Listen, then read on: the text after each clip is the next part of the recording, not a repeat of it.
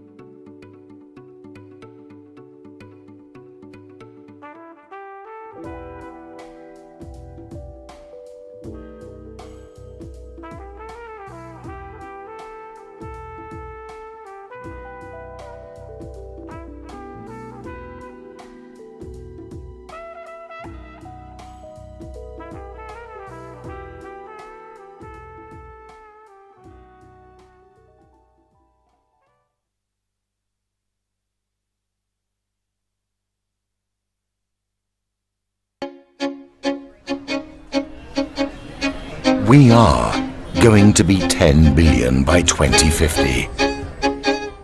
We are going to live on a planet 4 degrees hotter. We are going to have more mouths and less food. We are going to have less land and more pollution. But we crossed oceans and we defeated diseases. But we went to the moon and we blossomed the desert. Because we are innovators. We are farmers. We are makers. We are dreamers. And we are going to gather and discuss, create and inspire minds and souls. Because we are feeding our future.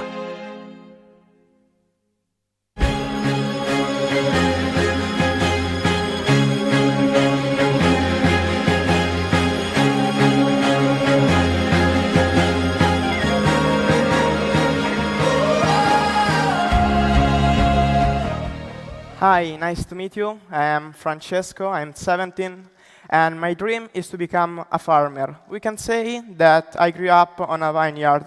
That's why my passion for the agriculture is the most important thing that I have. For me, agriculture should be a way to preserve our planet, but unfortunately, today is becoming the first cause of pollution.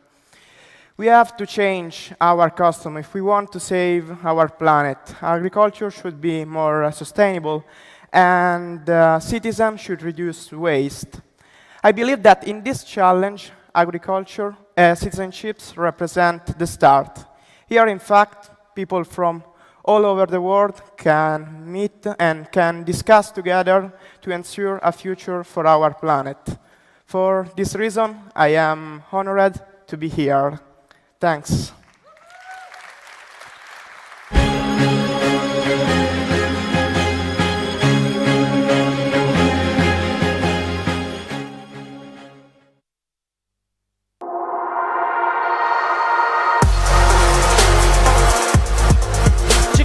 Buongiorno! Good morning, ladies and gentlemen, and welcome to Milan, and welcome to the opening summit of Seeds&Chips, the Global Food Innovation Summit. Well, I would like to thank also Francesco Goracci for one of our innovators, and of course I would like to greet all of you, and especially all our journalists and personalities present here today. I'm really honored actually to introducing the opening of this summit. 4 intense days created to connect people, ideas and solutions in order to shape a better food system. So please check on the program of all the speeches that will be held on this very stage and in all the other conference room. As well, don't forget to visit the central pavilion with all the exhibitors and their innovative ideas.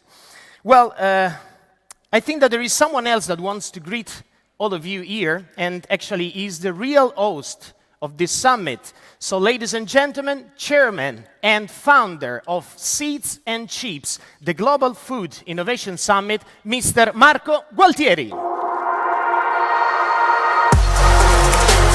Buongiorno Marco. Buongiorno, good morning everybody. Eccoci qua. So before to start, I know that you have an homage to be done to someone special. Yes, we have a friend that is not today with us, so I would like to say Gualtiero, ciao, ci manchi. Gualtiero Marchesi was the best person, chef for many years, and he has been with us since the early first edition. He spent every single day here in Seeds&Chips. Ci manchi tantissimo, but you are here with us. Sure, that she will be here with us anyway. So I have just a couple of questions for you before to go on with the opening summit.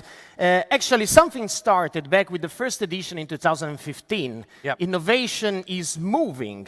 So where are we now? And actually, are all the companies and stakeholders doing their part? Where are we now? I have an image to show where are we now. We are at the same level where these guys were at that time. So we are just at the beginning, but we can make the mistake to do like the right picture, the picture on the right. So everything will change. And we are just at the beginning, and we want to support innovation. We want to support young people, start-uppers, to make a better food system, because we all need to live in a good planet. We don't have planet B, if you have seen downstairs, and so we are here just to accelerate the innovation process. Very good. So, by your words, one of the priority of Seeds&Chips is to give voice to young people. So where are them? Hey, we have to call them on the stage because they're the protagonists. Hey guys, can you join us on the stage, please? Here they are, our young people, the future and the innovation. Welcome on the stage. Benvenuti, ragazzi. Eccoci qua. They're taking place on the stage. And I think that he wants to take place with them, to sit with them, right? Yes, because just to spend a couple of words, I don't know why we're speaking in English, we are both Italian. Anyway, no, because English is our first language. We have people from all over the world. Welcome to Milano, benvenuti a Milano a tutti voi. Since the early beginning, we decided to have these guys as the protagonist. Have you seen, we start every single session with a teenovator. He's a teenager that has the first role on the stage and come and has a minute to say, to talk about his dreams, his projects, etc. Every session has at least one speaker under 30. And we have also the Give Me 5, where we give opportunity for start-uppers to meet big leaders and people. But we are working for them. We need to have them on the table. We need to have them in the discussion. Otherwise, we cannot innovate. So this is just my very warm welcome to everybody of you, and I go to stay with these guys. Thank you. Very good. In Italian we say dobbiamo mettere a terra le cose, e allora io mi metto a terra con loro per rappresentare non solo la vicinanza, ma anche appunto la concretezza di quello che dobbiamo fare nel food system. So, congratulations, and well, actually that's a really good point to connect with young people, and I hope that all of you will do the same. So now we are going to host here on this stage for some greetings, brief greetings, some of the speakers that will be, of course, speaking during this summit. But first of all, I would like to underline a special themes. Let's say a priority for this summit. Ladies and gentlemen, I'm talking about water.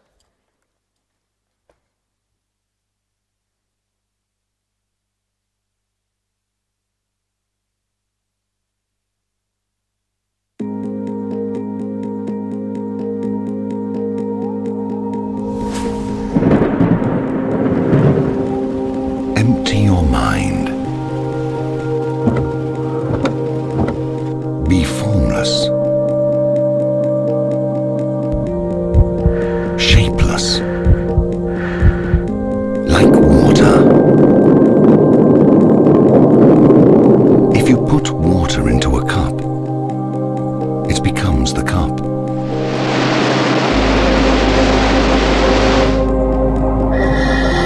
You put water into a bottle, it becomes the bottle. You put it in a teapot, it becomes the teapot. So water can flow, or it can crash. Be water, my friend.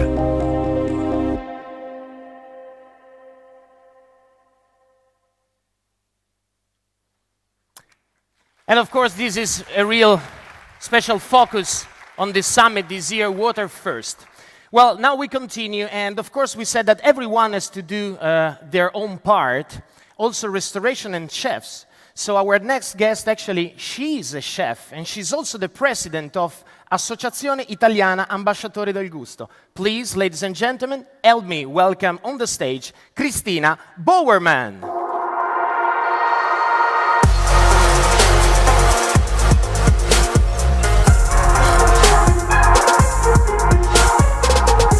Benvenuta Cristina, prego, questo è il microfono. Grazie. Prego. Good morning, everyone. My name is Christina Bauerman, and I am the president of the Ambasciatori del Gusto, a national association, non-profit, that was founded less than 1.5 years ago. It was actually founded, the idea came around the counter of a restaurant in Milan. We were talking about the restaurant business, the problems of the restaurant business, the Italian restaurant business, because we didn't have one voice.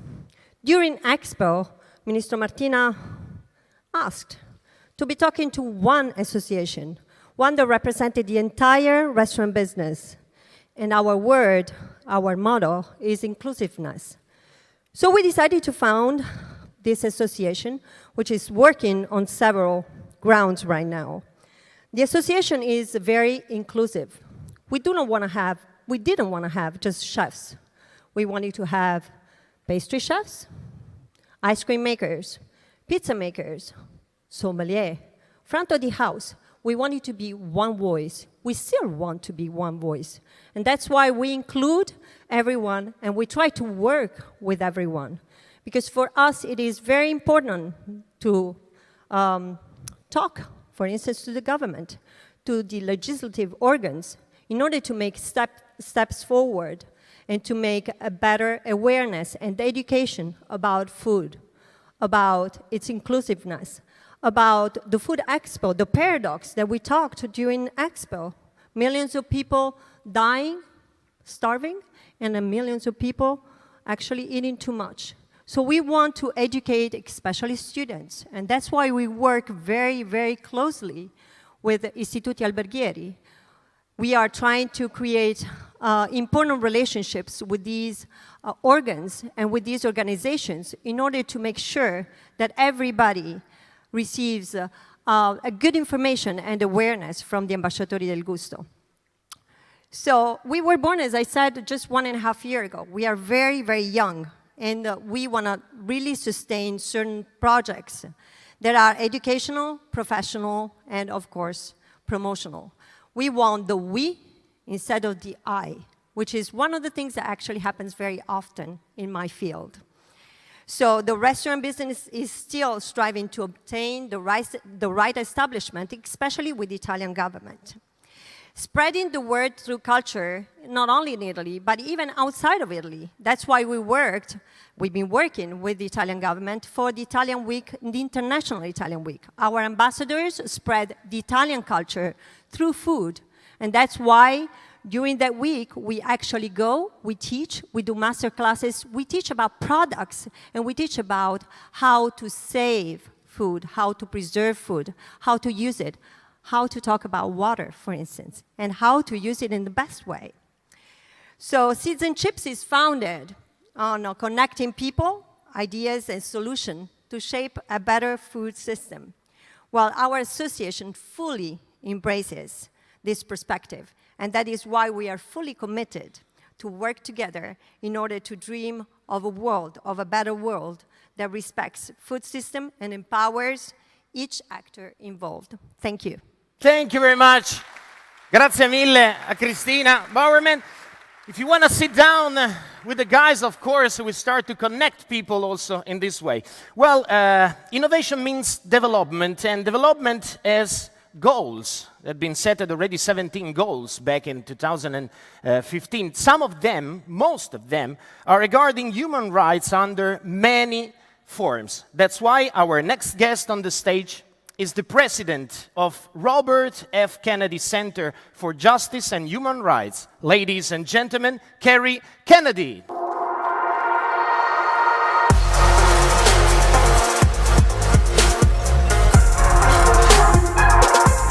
Welcome, Karen. That's your mic, please. I am so happy to be here. How are you guys this morning? Hey. And I'm so happy to be joined with all of you young people who are going to save our world. Thank you. I'm the head of Robert F. Kennedy Human Rights, and here we're today talking about food. There is a right to food, a human right to food. That's not a dream, it's not an ambition, it's a right. It belongs to every human being on this earth. And that means that governments have a responsibility to assure that no person goes to bed hungry. And still, 1 out of every 3 people on our earth today will be touched by malnutrition. In 2005, the nations of the world came together at the World Food Summit, and they looked at what we're going to do, where we're going to be in the future. And this is what they concluded.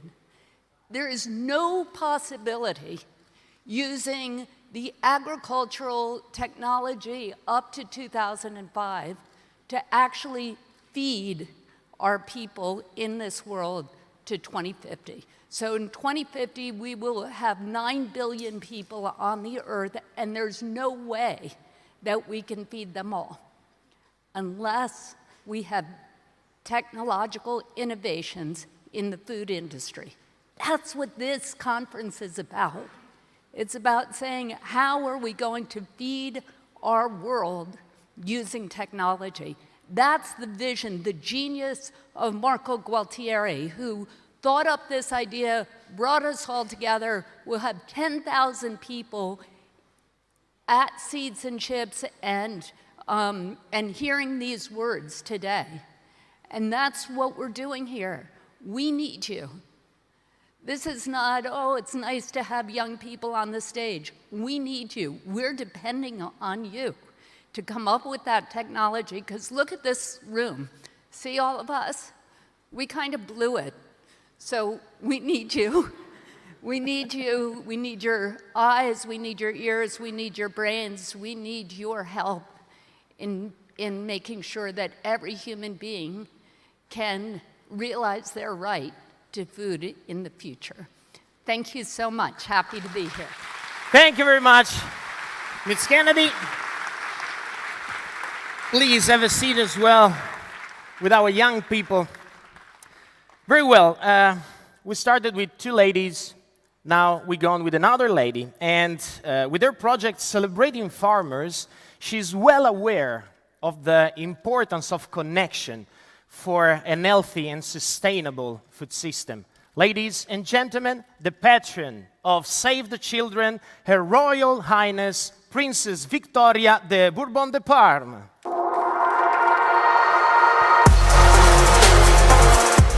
Princess Victoria, it's an honor.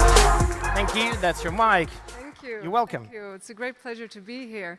I've become part of the Seeds and Chips family almost a year ago now, and the mission has been to include more, even more voices of the youth, but then young farmers. And therefore, Francesco is one of the beacon lights to me here, having the dream to become a farmer, because unfortunately, in our world today, the average age of farmers is around 60. So it hasn't been that easy to find young farmers around the world to come here and to talk about innovation. However, at Seeds and Chips, we don't focus on the problems, but we talk about solutions. And therefore, it has been my mission and my journey to invite young farmers from all different parts of the world to come here to Seeds and Chips, the farmers of the future. And they come from everywhere, from Honduras, Bolivia, Sudan, South Africa, the Netherlands, India, Algeria, and Cameroon.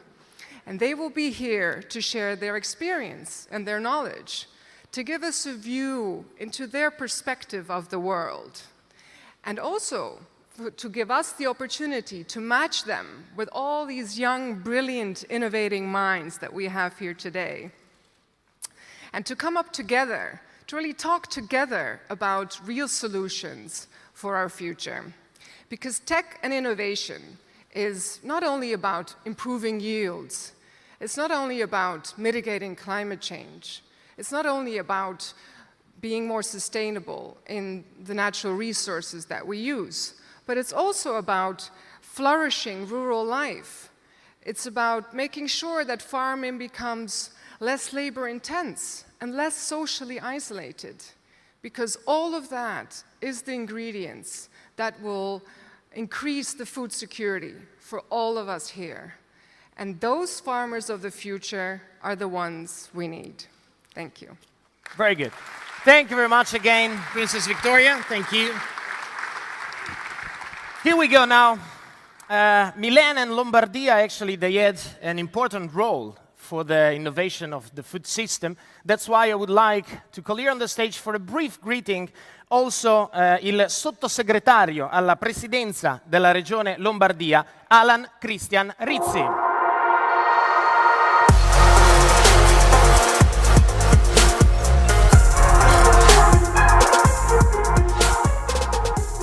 Buongiorno, ecco qua.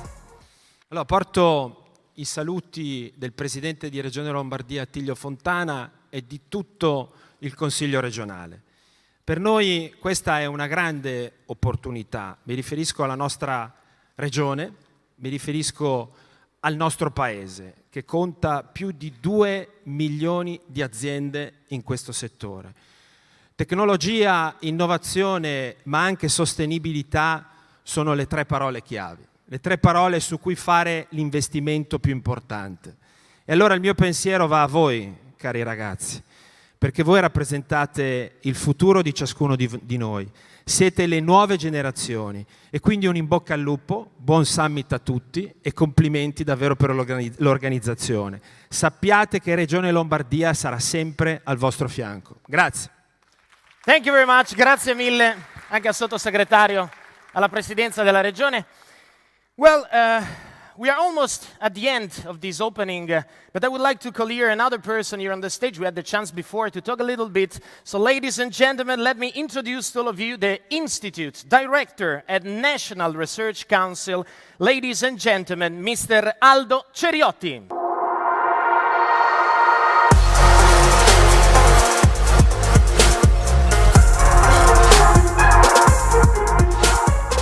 Buongiorno Aldo, benvenuto. Prego.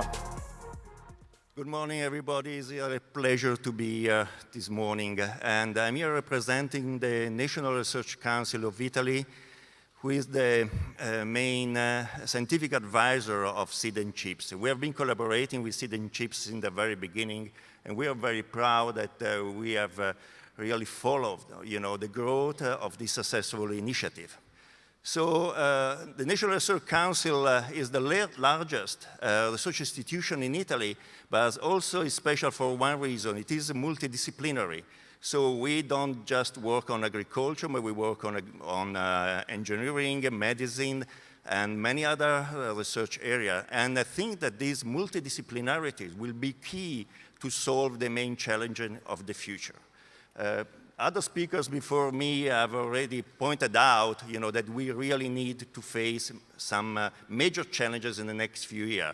Feeding a growing population and feeding it with more and more nutritious food. So what do we need to do this? So as a representative of a research institution, I think I should insist that we first need knowledge. We need more knowledge because knowledge is what gives us power. Power to change things. So we need knowledge, and then we need to close the research and innovation cycle. We have to be able to convert knowledge into innovation, innovation into solution, and then we have to go back to research, to continue this cycle and make our life essentially better. So I think that Seeds&Chips is an excellent opportunity to understand what is going on in the world in this exciting area and what we should expect from the next future. Finally, I just want to thank the organizer for giving us the opportunity to work with them, and I'm looking forward to be here with you in the next few days. Thank you very much. Thank you very much also to Aldo Ceriotti, grazie mille. There's a place also for you. Well, we finished with our guest here on the stage for the opening, and I'm inviting you to stay here because in a few moments there will be here on this very stage the chairman of Starbucks, our Schultz. Before that, I would like to invite them to take a picture with all the young people, the future, the innovators, of course, of Seeds&Chips. And I just want to say once more, thank you very much, everybody, for attending this summit, and enjoy the 4th edition of Seeds&Chips, the Global Food Innovation Summit. Thank you. Diamo un secondo for some more words. Ci siamo quasi, arriva il microfono anche. Se no urlo, Prima- parlo. No, c'è. Are you ready? Mr. Our Schultz is joining us in a while. So thank you again for being here with us and enjoy the next 4 days of the summit. We have many sessions and many startups to visit. Thank you again for being with us. Yeah.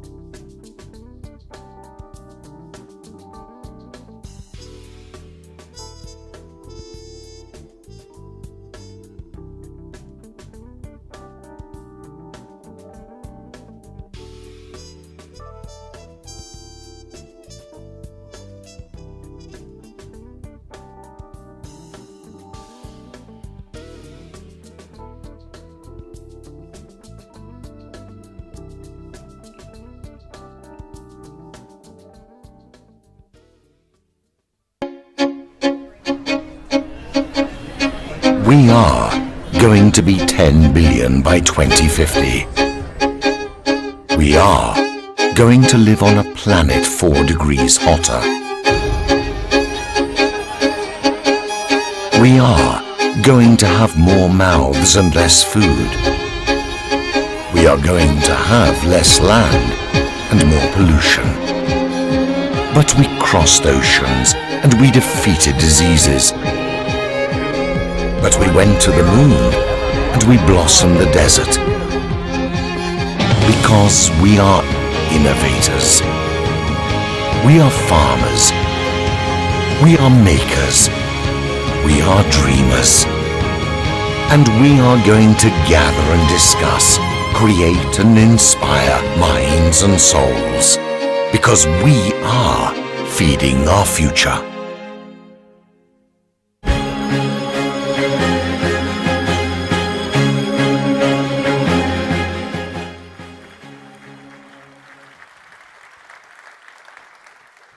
Hi, I'm Abby Kircher. I'm 18 years old from Charlotte, North Carolina in the United States. If you had told me 3 years ago that one day I'd be speaking to a dedicated group of passionate, successful, creative leaders in the international food industry, I would have laughed. I was a teen and I wanted to be fit. What I learned from school was that there are 2 keys to fitness: nutrition and physical activity. When thinking about nutrition and food, I identify 2 issues in our planet today. Being the first, that there are some countries that are food impoverished and don't have the availability to nutrition to sustain their citizens. The second, being with my country and many more, is that it's not necessarily an availability issue, but an accessibility issue. There are so many people in countries who don't know the importance of eating healthy. And if they do, they don't know how to find it or how they're going to afford it. And that's why I'm excited to be here today. You might call me an idealistic teenager, but I want the Abby's Better brand and all the other incredible products that you bring to the table to be available and accessible to as many people as possible. I want to be part of the solution to the problems occur when people don't have access to nutrition. I want to be inspired by all of you who have come before me, as well as encourage and support those who are coming after.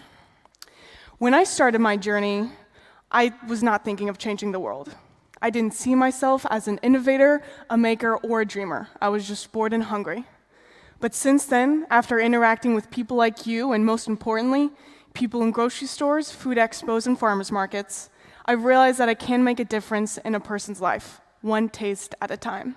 Thank you very much.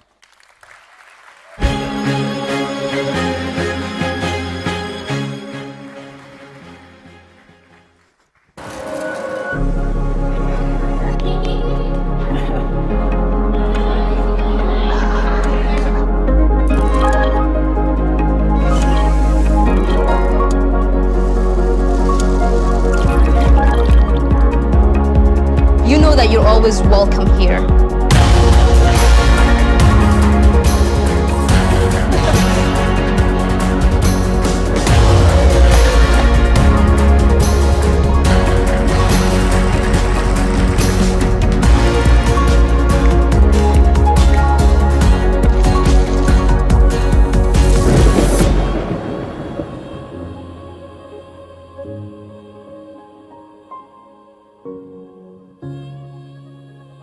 We'll do what we always do.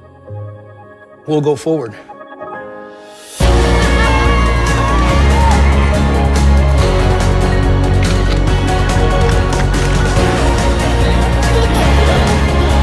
We wanted to just shake hands and say thank you.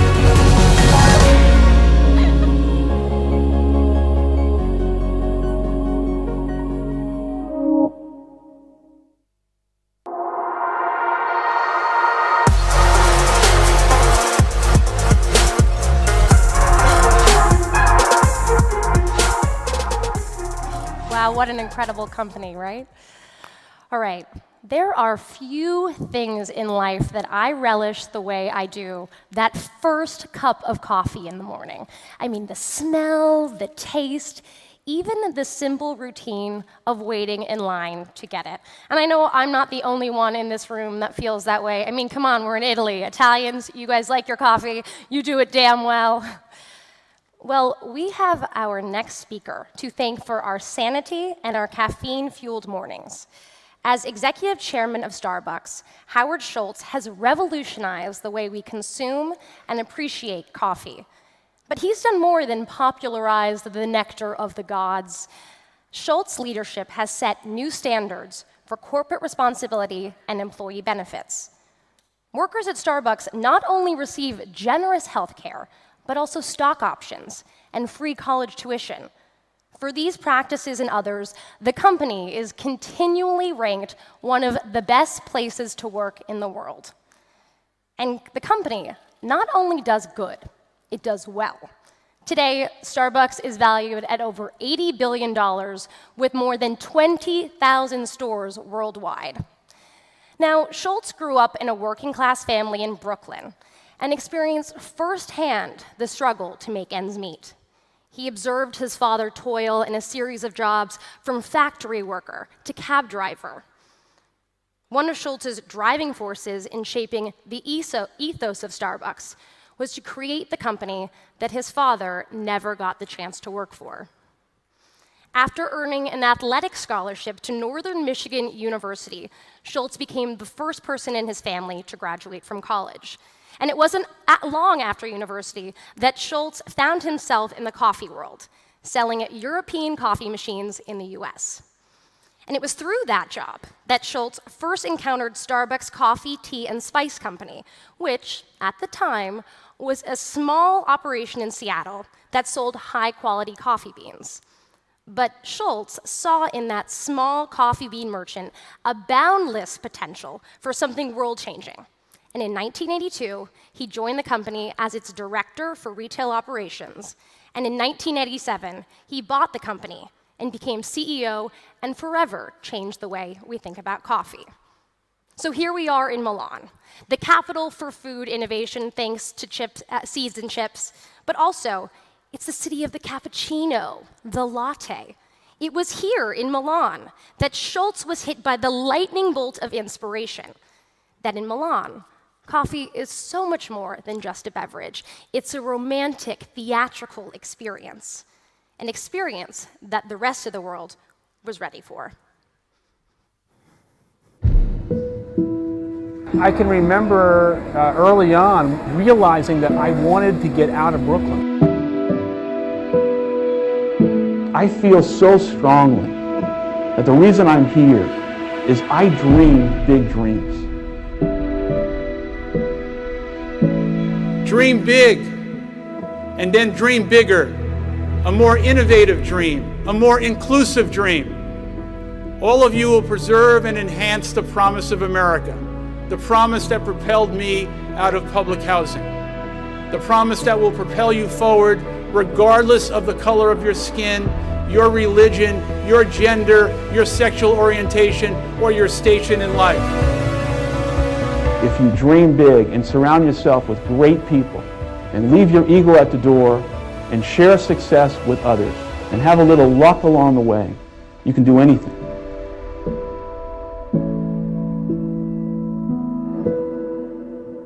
Please welcome back to Milan, Mr. Howard Schultz.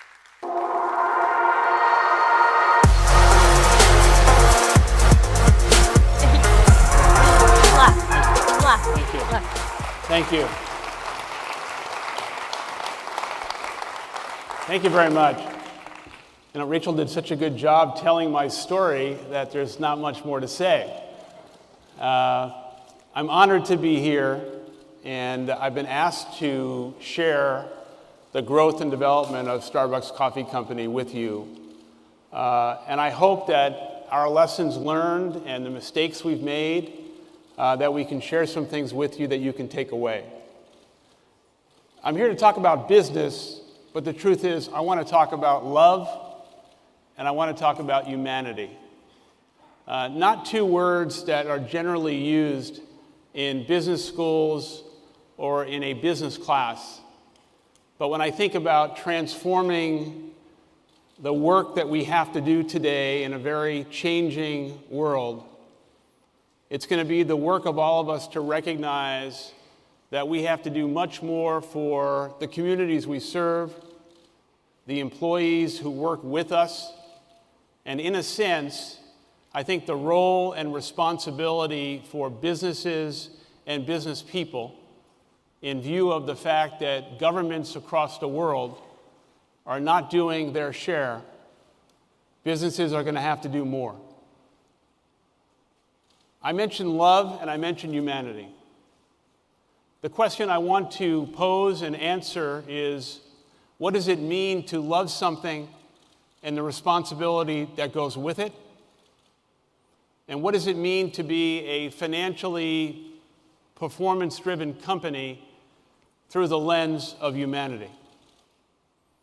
So let me take you back to how I grew up and how it shaped my life and the scars that I have of being a poor kid that grew up in public housing in Brooklyn, New York. And I think, like every one of us in this room, our life experience has shaped us.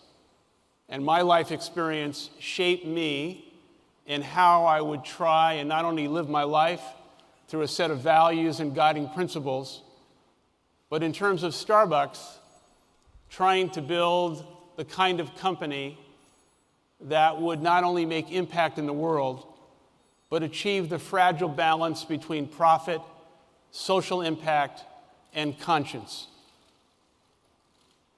I grew up in Brooklyn in public housing. My dad was a World War II veteran and came back from the war. And unfortunately, the aspiration and the promise of America and the American dream just was not available to him. He had a series of very bad,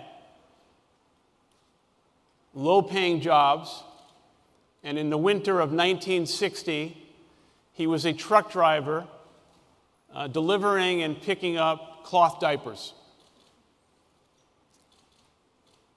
A winter storm, he fell on a sheet of ice, broke his hip and ankle, and in 1960 in America, if you were a low-paying, uneducated worker, you were basically dismissed if you got hurt on the job. There was no health insurance, there was no compensation, he was fired. And at the age of 7, I witnessed what would happen to a family that lost everything. Those scars, the vulnerability, the shame, all of that happened to me at 7 years old, I stand here before you naked with those scars today, still with me. Now, I never knew or imagined that one day I might be in a position to either be part of a company or let alone build a company that would be the kind of company my father never got a chance to work for. But my ambition and my intent was to build the kind of company whose employees would go home at night and say to their parents, their partner, their spouse, I'm part of something larger than myself, and I'm proud of the intention of the company, and most importantly, I trust what management is trying to do. In 1987, we had 11 stores and 100 people working for Starbucks, and we had a dream to create a national brand in America around a cup of coffee. I had no money, no resources, and I was trying to get people to invest in the company.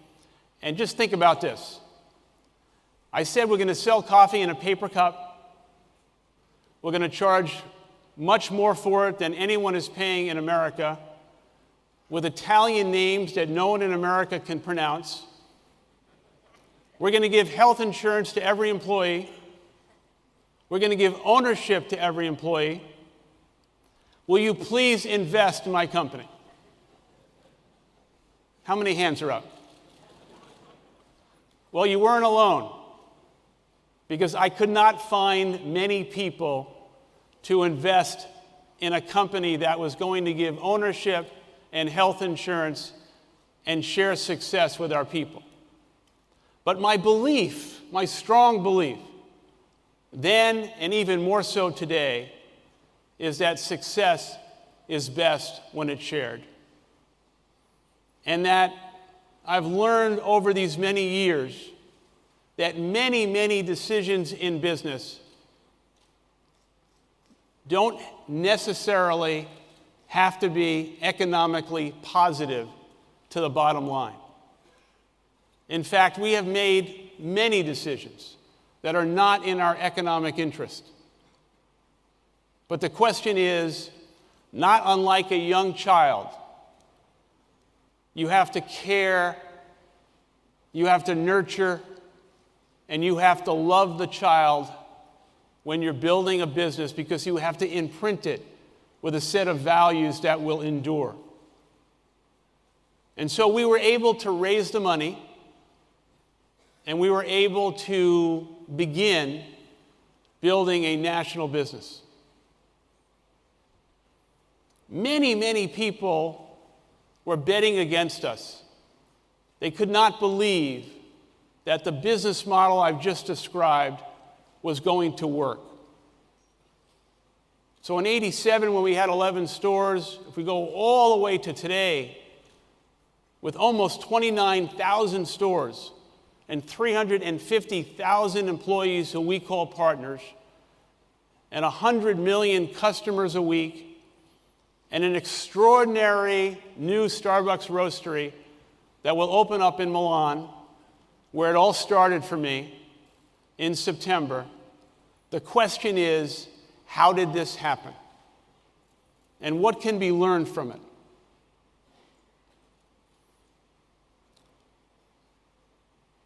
What can be learned from it? We are living, unfortunately, in a very, very volatile time. A volatile time in America, a volatile time in Europe, a volatile time in the Middle East, where we've lost something. We all have a sense that there's something not exactly going the right way. We've lost our sense of humanity. We've lost our sense of conscience. We've lost our sense of citizenship. And yet, every now and then, we are reminded by something that we see or something that we feel that gives us love, that gives us joy, that reassures us that things are going to be okay.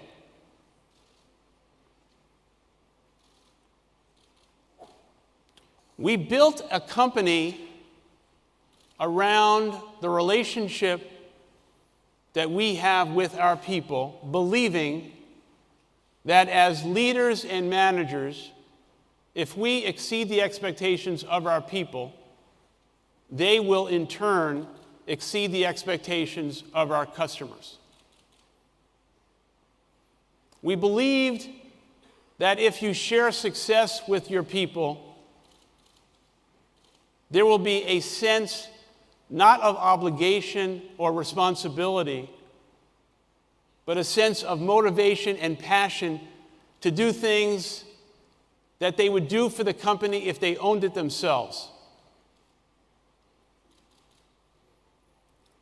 We also learned along the way that success, despite this framework, is not an entitlement. It has to be earned. It has to be earned every single day. And sometimes, despite your best intentions, you are going to make mistakes, you are going to fail, and potentially something really bad can happen, because sometimes growth and success will cover up mistakes. And in 2008, during the cataclysmic financial crisis in America, Starbucks, as good as we were, and the values intact, we hit the wall. And we almost lost everything. And the question was, were we going to be able to transform the company back to its glory days, or were we going to lose the values that we had created and become one of those companies that unfortunately could not finish the race? And during that financial crisis in America, my phone rang from an institutional investor who was an investor in our company because we are a public company. And he said, "Howard, you have the perfect opportunity and the perfect cover to shut down the most important benefit of our company, which was health insurance." As you all know, in America, the country before the Affordable Care Act and President Obama did not provide health insurance to every single citizen. So at a cost of $250 million, we were providing health insurance to our employees, and this investor in 2008, during the crisis, said, "You need to cancel that benefit." And we needed the money. We needed the money. And it was one of those moments of a real test, a real crucible of leadership. It's very, very easy to lead when you have the wind at your back. It's very, very tough when the headwinds are in your face and you've got to make the really tough decision that we had to make in 2008 to maintain our health insurance for our employees. And the reason was, despite the fact that we are sourcing the highest quality coffee in the world, despite the fact that we got great real estate and great design, the secret sauce, the foundation of what has driven the success of the company has been something that we have no patent over, that is not proprietary. It is simply the culture, the behavior, the values, and the currency of trust and truth inside our company. I'm going to come back to truth because it's something that we have lost in the world. The investor said to me, "If you do not cancel the health insurance, we are going to sell our stock in your company."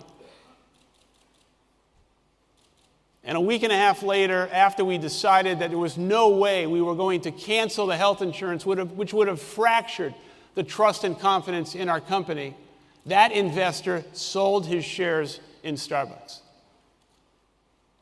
And it was a defining moment for our company. And the question, once again, is about leadership, about servant leadership. Building a company today, whether it's small, large, nonprofit, profit, public, it doesn't matter. It all comes down to what kind of culture, values, behavior is going to be imprinted, instilled, and embraced during good and bad times. And what does it mean to be a servant leader and to model servant leadership? We are living at a time of great cynicism by most people. And many young people have worked for companies in which they have been disappointed. So the obligation and responsibility of hiring a new person, the burden of proof is on the company, on the leader, to demonstrate that this is a different place.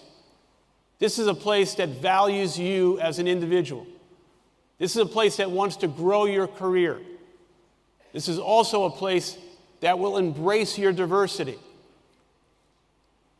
And when I think about leadership and trust and truth and servant leadership, a few weeks ago, I was being interviewed and someone said, "Who is the servant leader of our time that you really look at as a model?" And it took me about 5 minutes to think about who out there is truly the servant leadership? And I said to him, and he was surprised, I said, as a Jewish person, the person who I think defines servant leadership in the world today is the Pope. The Pope. He's the one kneeling, washing the feet of a peasant. He's the one saying, who am I to judge? You want to build a great company today? It's not just about the product. It's not just about the marketing or the brand or social media. It is about the values that you are going to instill in that company.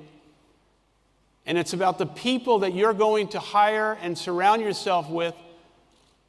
And most importantly, are going to have like-minded values with you. The world, the customer, the consumer, has thousands of choices today, and those choices are available in almost every product and every category represented in this room today. We're going to open a coffee place in Milan, the land of coffee, and we expect people to come. Why? What do we have to offer? And the answer to that question, not about us, about the marketplace, is the following. I mentioned truth and trust and transparency. The marketplace is an open source environment in which the consumer knows every aspect of your company and every aspect of your product and what you stand for. And I would submit that every one of us has a competitor, and the consumer today is going to support that company, that product, that enterprise, whose values are compatible with their own.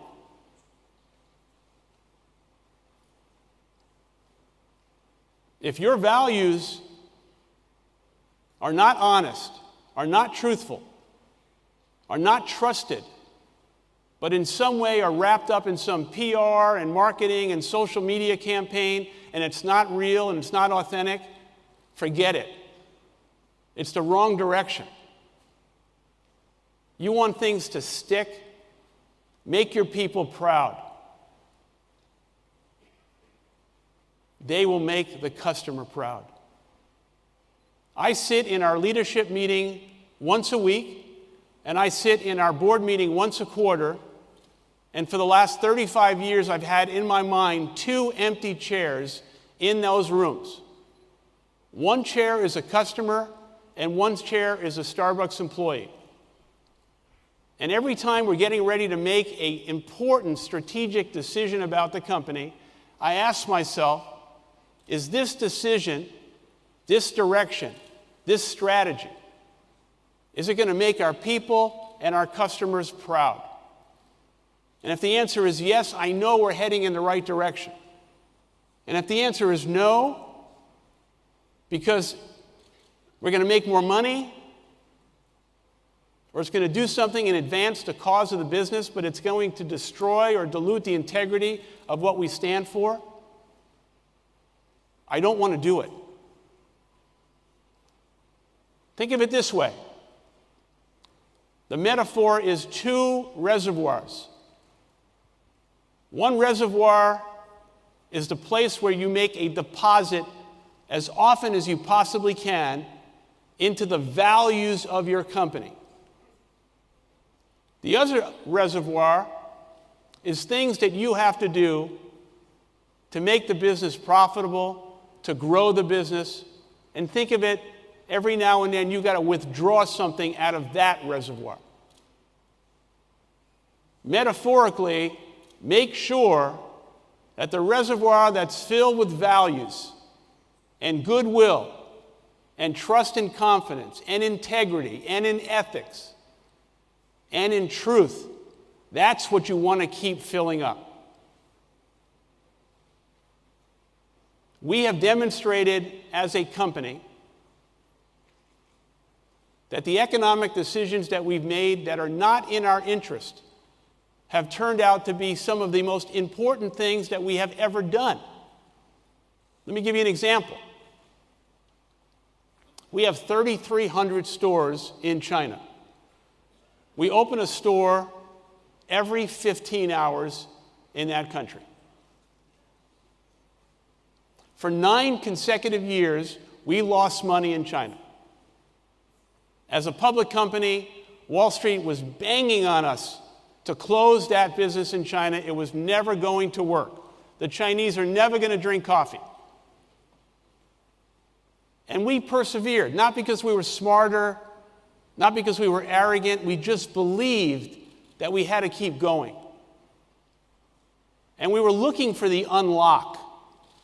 What was the unlock of the values that we had in America that for somehow were not transferring to the values and understanding and the relevancy of Starbucks in China? And the unlock was the unusual, loving, joyful, beloved relationship that exists between the parents and their one child. And that one child was working for Starbucks. So we had this idea, this crazy idea, that we were going to start having annual meetings once a year with the parents of our employees in China. Now, I brought that idea back to Seattle, and they laughed me out of the room. Because in America, probably not too many parents would come to an annual meeting of their son or daughter's company. And we didn't know how many would come in China. Some people thought we should just have a small room because if a few people come, we won't be embarrassed. We decided, let's get a big room and let's lean into this. A bigger room than this. And we opened the doors, and parents came, and grandparents came, and aunts and uncles came, and we did not celebrate the company. We did not talk about the growth of Starbucks. We celebrated the family. We celebrated their son or their daughter. We demonstrated that what our business is about, and what it has been about for almost 50 years, is that we're really not in the coffee business serving people. We are in the people business serving coffee. A year ago, back to China, we started talking to our own employees, asking them, what are your dreams? What are your aspirations? And I'd say 90% of the time the answer was to do everything I possibly can to take care of my mother or my father and make them proud of what I'm doing. But I'm so concerned about their health. So we went to China and the Chinese government, and for the first time in that entire country, an American company, not a Chinese company, created a benefit to give health insurance to the parents of our employees. Think about that. What does that have to do with selling coffee? What does that have to do with making money?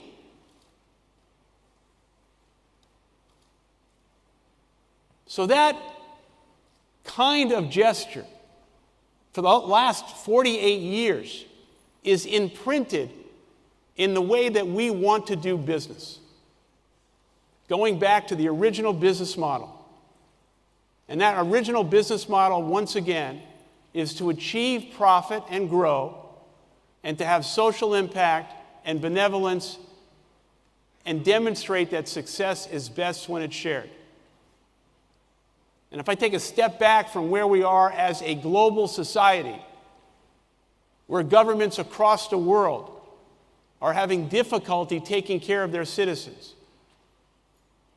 I believe very strongly that we have an individual and collective responsibility to do everything we can for the people that we employ and work with, and to do everything we can to serve our communities, and obviously do everything we can to improve and enhance and preserve the planet.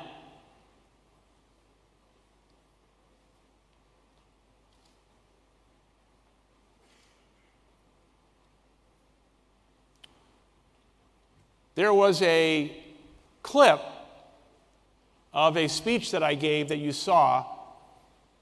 That was a commencement speech that I gave a year ago at Arizona State University. And I ended that speech with a story from our experience when we opened Starbucks in South Africa. And that story is really based on this fact. You never know when you are going to learn something, and you never know who's going to teach you. We all have to be as curious as possible, not only as entrepreneurs, but really curious about seeing around the corner the opportunity to learn something from someone who has a life experience or something to share with you that's going to give you a perspective and insight, a lens on the world that you don't have yourself. So we're getting ready to open our first store in Johannesburg, and I'm sitting down with 50 young kids, and I find out that every one of these kids has never had a job. This is their first time of being an employee or part of a company. And I'm talking to them and hearing their stories. And they start sharing with me, first off, where they live. And they live in a place which is labeled as a township. And I'm listening to it, and it sounds like such poverty to me. And I ask one of them, would you mind if sometime this week I can go home with you and just see where you live? And he was so proud to say, absolutely, I want you to meet my mom. So I went home with him. Now, I told you I grew up in public housing. I was that poor kid. I have seen poverty. I have the scars and vulnerability and the insecurity of being that poor kid. But I have never, ever seen poverty like this. And when I walked through there with no running water, no electricity, no kitchen, what struck me when I met his mother and his sister was not an ounce of bitterness, not an ounce of shame. In fact, they were so joyful and so proud because it wasn't their surroundings. It was their love in their heart and love for one another and the joy of life. I know so many successful people who live in big houses and have big cars, and they're miserable.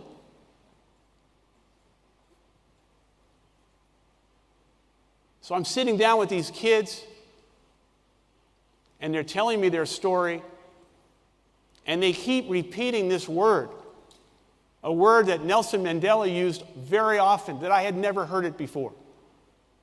Ubuntu. U-B-U-N-T-U. I had never heard it. And finally I said, you keep using this word, what does it mean? And in unison, these kids who have nothing except love and joy in their life, and now the self-esteem of being employed by a company, say, Ubuntu means, I am because of you. I am because of you. And I tell you that story, and I've shared that story with many people. Because the question in front of us is, in America, what kind of country do we want to live in? In the world today, what kind of country, what kind of world do we want to live in? Do we want to live in a world where there's such anger and divisiveness and vitriolic behavior and the threat of nuclear war and genocide in Syria? Or do we want to live in a world where every one of us recognizes the individual and collective responsibility as citizens of whether we are in Milan, the country of Italy, back in America, as citizens of the world, that we have a responsibility beyond ourselves to embrace our differences, to see beyond our self-interest, and to use that word that Nelson Mandela used of Ubuntu, so that we can be for each other. Thank you very much.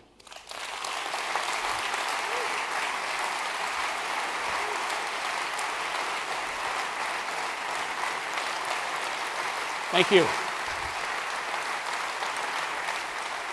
No, wait, Howard, don't go anywhere. We have a surprise for you. Sorry. No. I think they're so taken with you. Thank you very much. Thank you. Thank you. Thank you. Thank you. Thank you. Wow. Thank you very much. All right, guys, I'm so sorry. But we have a surprise for you, Howard. Before you sit down, we have a dear old friend of yours, Angelo Moratti, here to surprise you and say hello. And, oh, Angelo.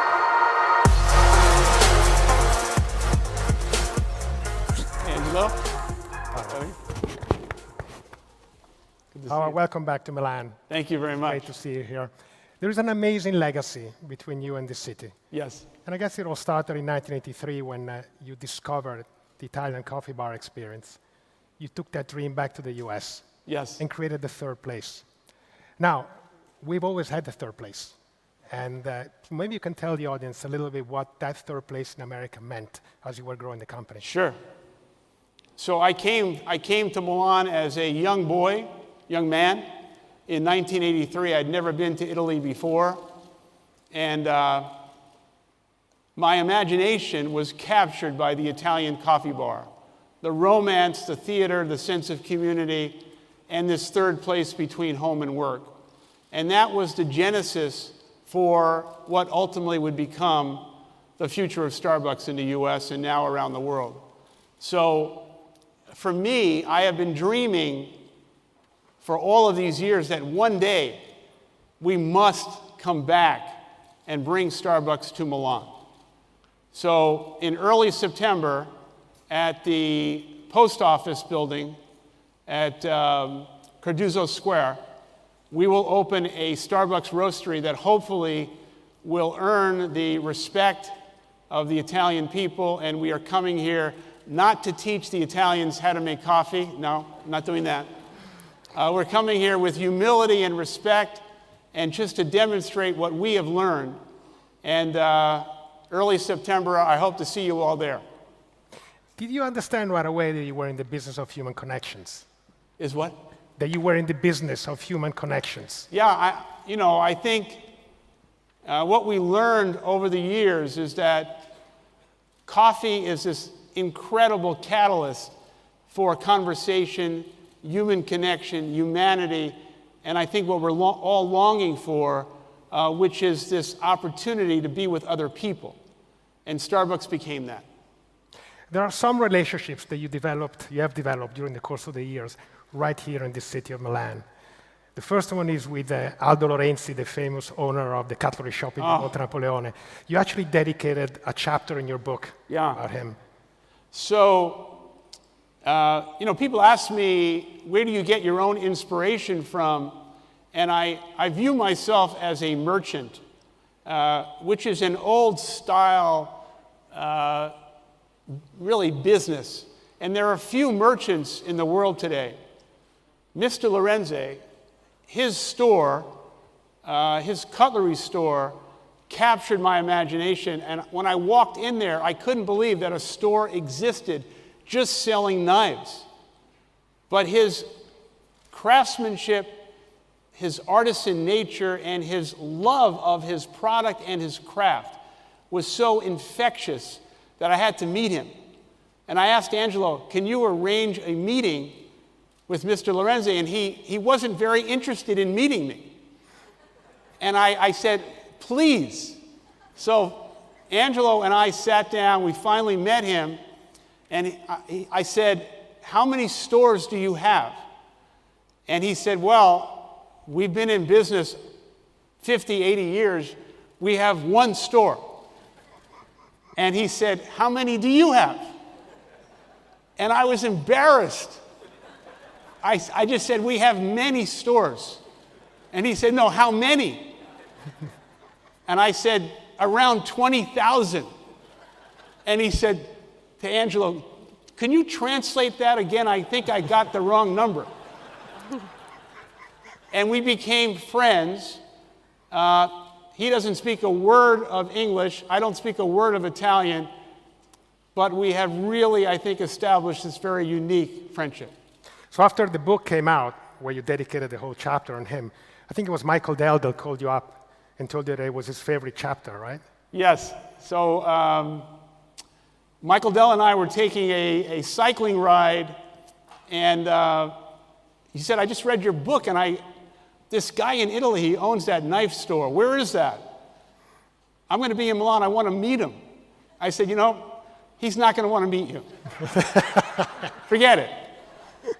Thank you so much, Angelo. The other relationship is something that defined your next adventure in Italy, is your meeting with Rocco Princi. So Angelo took me to a bakery in Milan. I had never tasted such extraordinary food before, and the bread. And I said, I have to meet the founder and the owner, and it was Rocco Princi. But I met Rocco, and it took me 7 years to convince him to be our partner. And finally, thank you, Rocco. And Percassi. And on top of that, yeah, you got to meet the Percassi families. So I think we could not come to Italy without having a partner with like-minded values, a partner that really would understand the essence of Starbucks. And I'm so proud of the fact that the Percassi family is our partner, and thank you. Thank you so much, Angelo. So Howard, you Angelo, left. I'm so sorry to cut off the love fest, but we have the young young minds coming on. You left Italy in 1983 to pursue a dream in the US. Yes. And now you're coming back to Milan to pursue a bigger dream. Coming back, and the Roastery will open in September. Angelo, thank you so much. Thank you so much, Angelo. Thank you, Howard. So, Howard, I'm going to have you sit right there. And now I would like to invite to the stage Rama, Thomas, and Haley, our young, brilliant innovators and teennovators.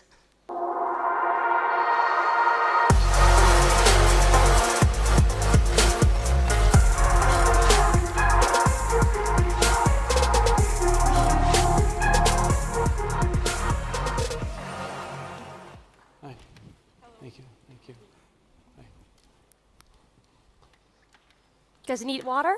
Or you have one? You need? Okay. Feel free to walk over here and get it if you'd like. So Howard, thank you so much for that incredible speech. I first wanted to ask you about innovation and disruption. Yeah. Because innovation, it's such a buzzword right now, and it's happening at an unprecedented rate. So if it wasn't for coffee, what area do you think is ripe for disruption right now? You're going to be surprised by my answer. All right, bring it on. People are going to think this is very foolish. My daughter's here, and our family are animal lovers.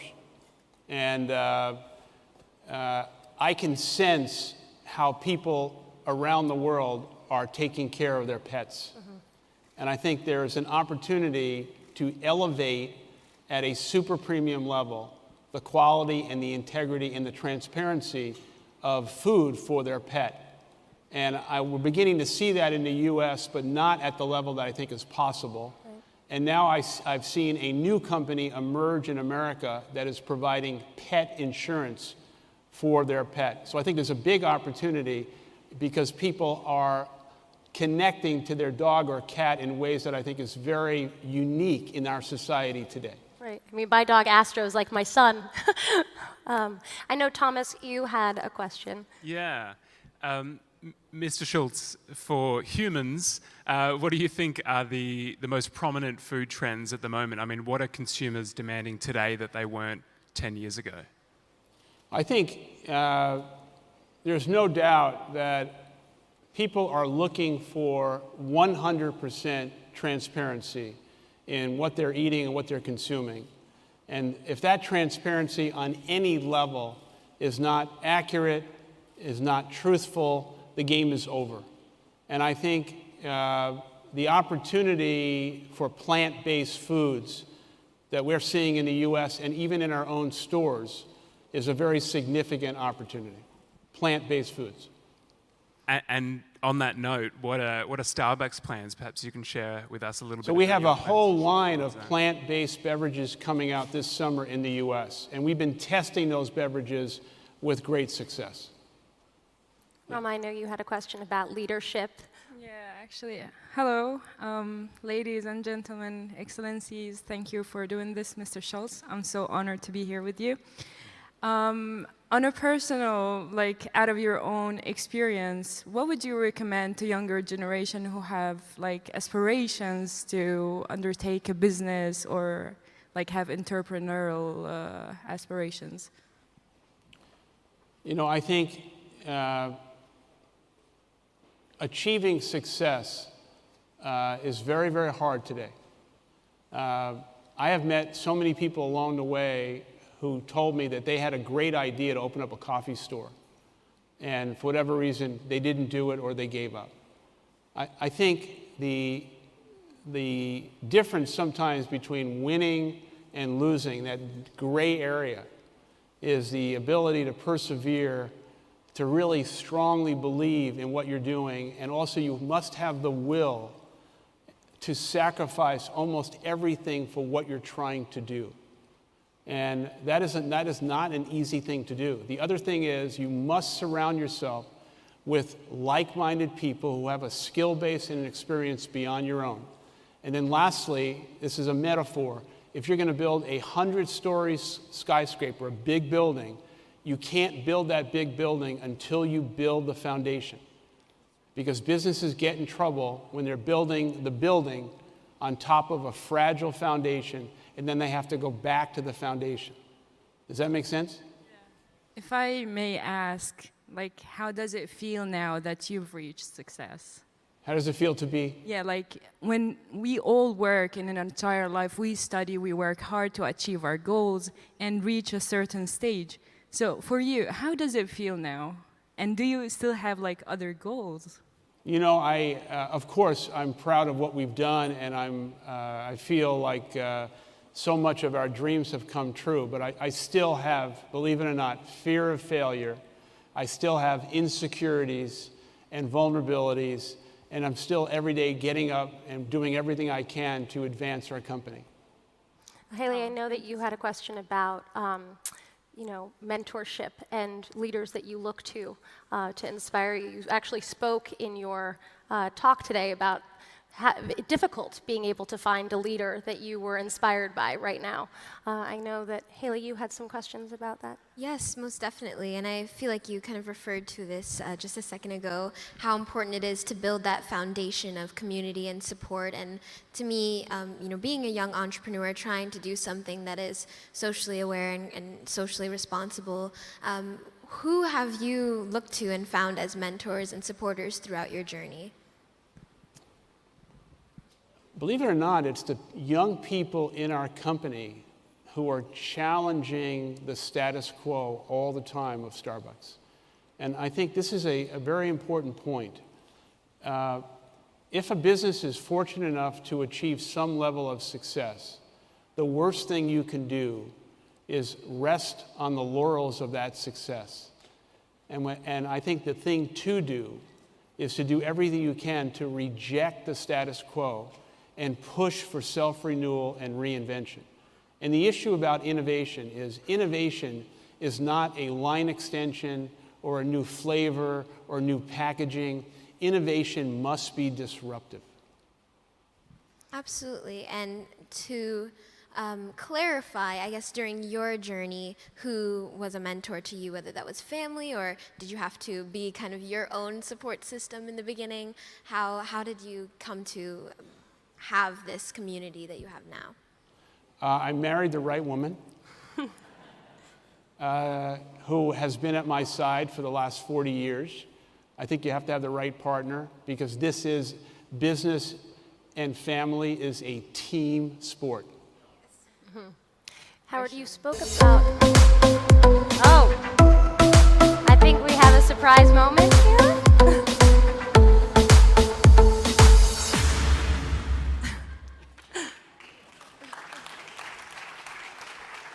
Hi. Sorry to interrupt, but as you can read here, water first, then you can continue. I've got just a small question for you. Mr. Schultz, are you concerned about climate change and the impact that less rainfall has on farmers that grow your coffee around the world? There's no question that the world is going through a significant change with regard to climate change and the effect it's having in many places. Specifically, we are suffering in the coffee industry from something called rust, and that is directly linked to the lack of rainfall. And so what we're doing is many things. First off, we have planted over 20 million new trees over the last few years. And secondarily, we have built the world's probably finest sustainable coffee farm in Costa Rica, 600 hectares, and we're sharing the best practices of sustainable coffee farming with the entire industry. And then we've opened agronomy offices in every region in the coffee world to help farmers and teach them these practices. Wow. Thank you. Thank you very much. Thank you. Thank you. Thank you. So Howard, you were a pioneer of corporate responsibility and employee benefits or partner benefits. Why do you think that more companies haven't followed in your footsteps? Like, why haven't they gotten the hint? Because it's clearly working so incredibly well for you guys. Well, first off, I've never been a fan of the term corporate social responsibility or CSR. And the reason is, it feels to me that that almost suggests it's going to be adjacent to the core business. And so what we've tried to do over these many years is reject that term and ensure the fact that the strategy of the company, which is customer-facing or market-facing, is integrated with the social impact agenda that we have as a company. So whether it's marketing or supply chain or coffee roasting, social impact must have a seat at the big strategy table and be integrated into the whole business. Why other businesses have not followed, I think many have. A public company in America today is under tremendous short-term pressure, and I think financial performance must be established in order to have the license to do the things that we've been able to do. To switch gears a little bit, you talked in your speech about leadership. What do you think about leadership in America right now, American leadership? You're really going to ask me that? I am. We've got an international audience. They want to hear your thoughts.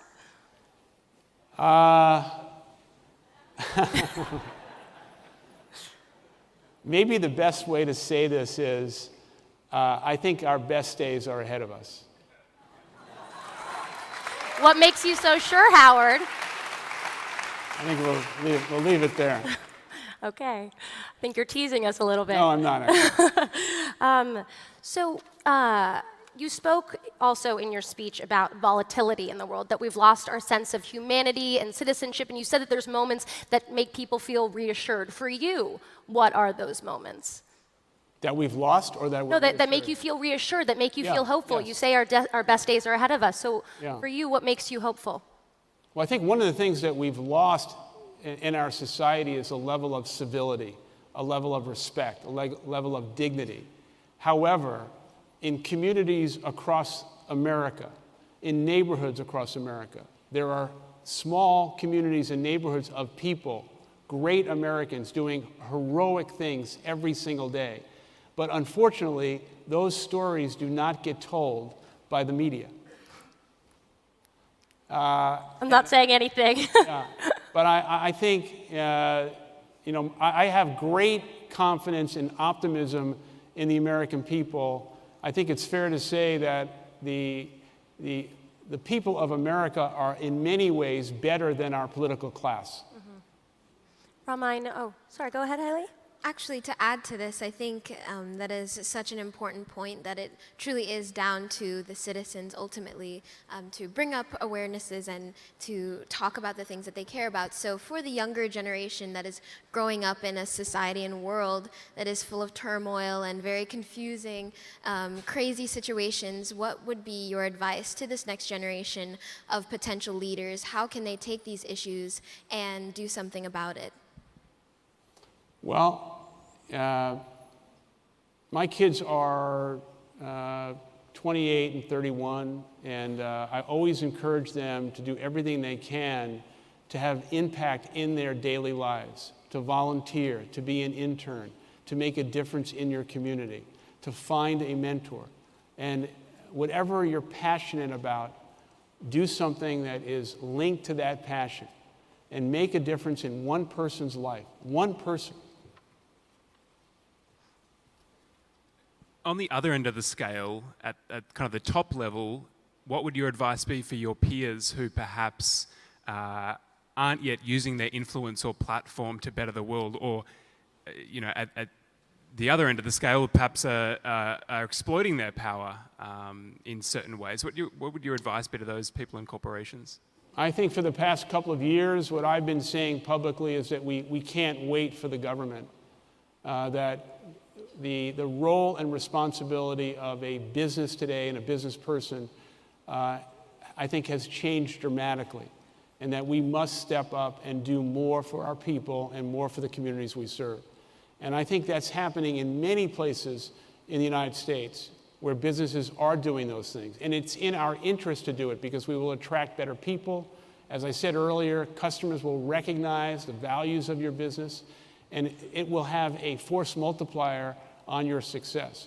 But businesses today cannot be solely focused on one thing, and that is making money. That is not going to be a sustainable business strategy. You must find the balance between profit and social impact. Rama, I know you had a question about adapting to the cultures of the community that you're entering. Well, I'm actually interested because I have been to many Starbucks around the world, and I have noticed like slight variations in like the decorations, let's say, or the place itself, but still it's a Starbucks. So I was wondering, when you does Starbucks sell a cosmopolitan product, or does it adapt to a culture where you go? So what we've learned over these years is that regardless of the country that we're in, the local market wants a real Starbucks. They don't want it modified too much. But where we have made it locally relevant generally is on the food side. So the food generally is highly relevant to the local taste. But the design, the coffee recipe, more often than not, is the same. And the coffee is always 100% the same as it is in Seattle, Washington. I also have another question. What is it that Starbucks is selling other than coffee? I have been, for example, to Starbucks Lebanon, and I have noticed that the price we pay there is like a bit higher than other coffee shops, but people still go there and they spend a lot of time. So is there something else that you sell there but coffee? Well, I think in many ways we're selling something much more than coffee. We're selling an experience, we're selling a feeling, we're selling, I think, an opportunity to uplift people. And I think also our customers know the things that we do. In America, we're giving a free 4-year college paid tuition for every single employee. Our customers know that, and I think as a result of that, the premium that we generally charge I think people recognize it's worth it, not only because of the quality and the integrity, but also the things that we have done. But it's also important to say that we're not perfect. We make mistakes. We try and, when we're failing, we fail fast and we move on. And we always try and do the right thing and be honest about it. Now, Howard, in response to President Trump's travel ban, you announced that Starbucks would be hiring 10,000 refugees. Can you tell us about that program and where it stands right now? The history of America is we are a country of immigrants. The history of America is truly a melting pot of different ethnic groups of people who have come together to create the promise of our country. When I heard about the ban, within 24 hours, we announced that we would hire 10,000 refugees. And we did that because not to try and make a political statement, but to demonstrate the fact that we felt so strongly that the values of our country were being compromised. We've hired thousands of new refugees who have come into Starbucks around the world. And the one great thing about the people we've hired is that they have no sense of entitlement. They don't feel privileged. They feel so respectful. And they come to work every single day doing the job because they're so proud and thankful for what we have tried to do. I also will say that the culture of our company has benefited because they're working alongside someone who's different than them. They have a different life story, different experience, and again, we're learning from each other. Haley, I know you had a question about some of the media outlets that you pay attention to, the apps and the social platforms that you engage in and books you are interested in. Yes, I'm always trying to expand my horizons and look to different ideas for inspiration or motivation. So my goal this year is to read 50 books, and I want to know what are some of your top recommendations in terms of leadership or in terms of inspiration and empowerment. Of what to read? Yes. That's what you're asking me? Yes. It's interesting that right before I came on stage today, and I think she's in the audience, I don't want to embarrass her, is Carrie Kennedy, the daughter of Robert Kennedy. And there's been a number of books that have come out recently about Robert Kennedy, about what he stood for, what he believed in, his values, and what he was trying to do for the country. There also is a great book of his speeches, which I keep on my desk, and I would highly recommend that. And if Carrie's in the audience, there she is. I can't think of a better person to study and a better person to read about than Robert Kennedy. Fantastic. Thank you. I'll definitely keep that in mind.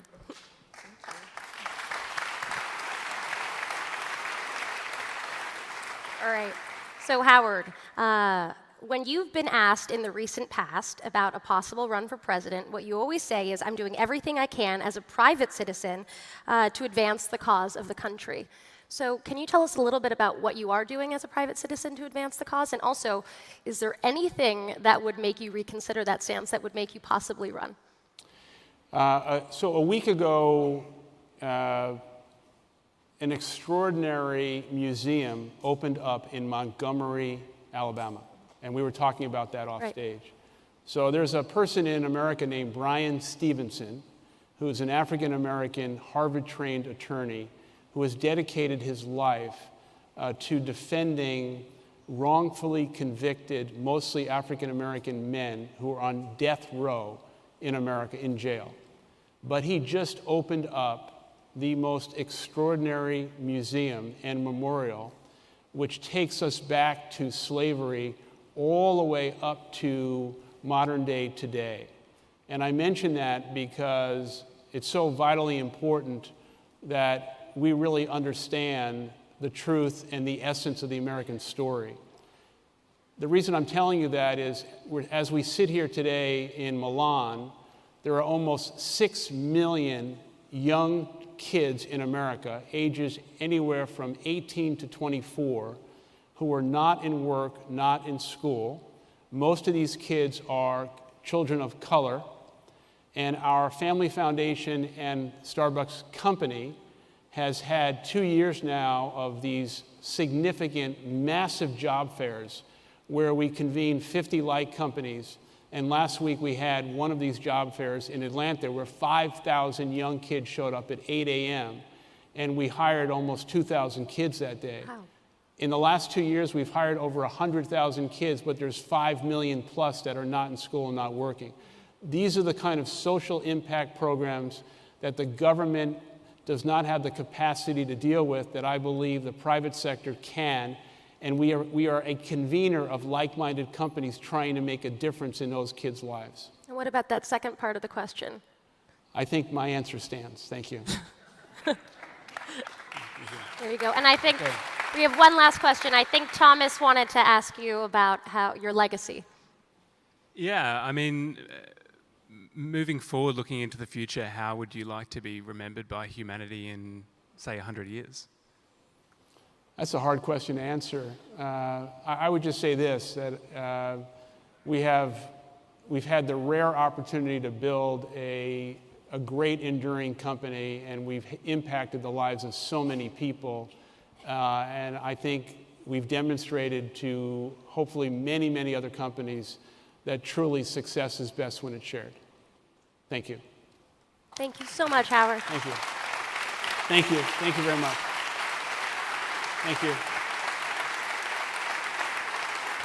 Thank you. Thank you. Oh, but double kiss. We're in Italy.